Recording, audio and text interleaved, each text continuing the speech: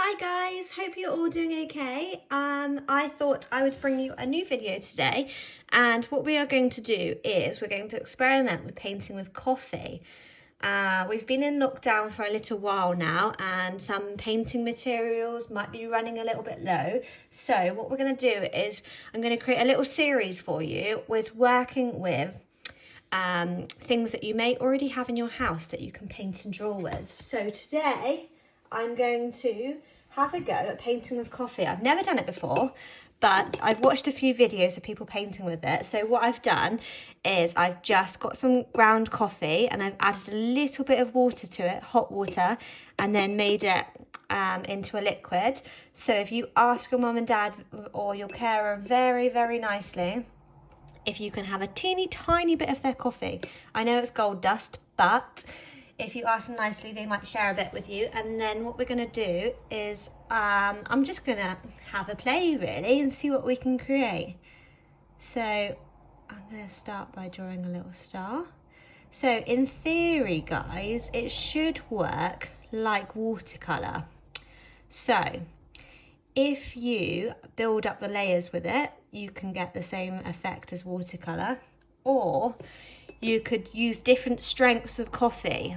So if you added more water to your coffee, you could create a lighter colour, and then if you added less water, you'd have a stronger colour. So that's something to think about working with as well. Just going to draw a flower now, and then you can decide whether you like the smell of the coffee or not. I love the smell of coffee, but some people don't. One of my best friends doesn't like the smell at all. So there you go. It's quite a nice result. Obviously, you've only got one colour to work with, but it's still painting and you can still have lots of fun painting with it. So why don't you give it a go and see what you can make. That star's going to dry in a second and then I'll paint over it. Some little hearts. It smells lovely. Maybe I'll give my flower some leaves. So yeah, you can still get the same effect as watercolour.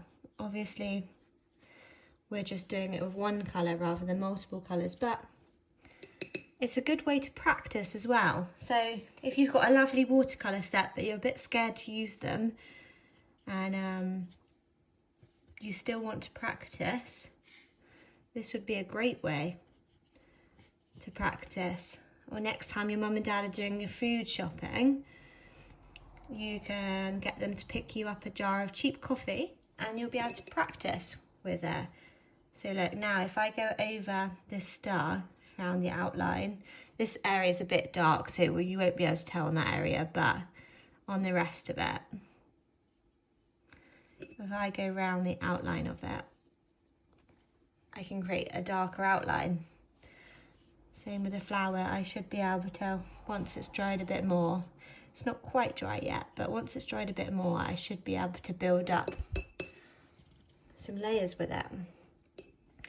So yeah, you could give this a go, guys. See what you create. I think the results can be quite beautiful. And sometimes it's quite hard to decide what colour you want to use. And we can get stuck within picking colours. So this way, you don't have a choice in what colour you're going to have. So you could just practice your watercolour. And have a go. See what you create. Don't be too precious about it. Just try lots of new things. You could just try using a brush if you haven't used a brush before. You know, practicing layering. I've done a quick video on basic watercolour techniques. So you could watch that, but trial it with coffee first before you use your watercolour. And if you've got an art box in the post, you could use coffee before you use your watercolour set you've been given. And yeah, it's just a great way to experiment and play around with the same technique as watercolour, but with a cheaper alternative to the paints. So have a go, guys. Let me know how you get on, and I look forward to seeing the results.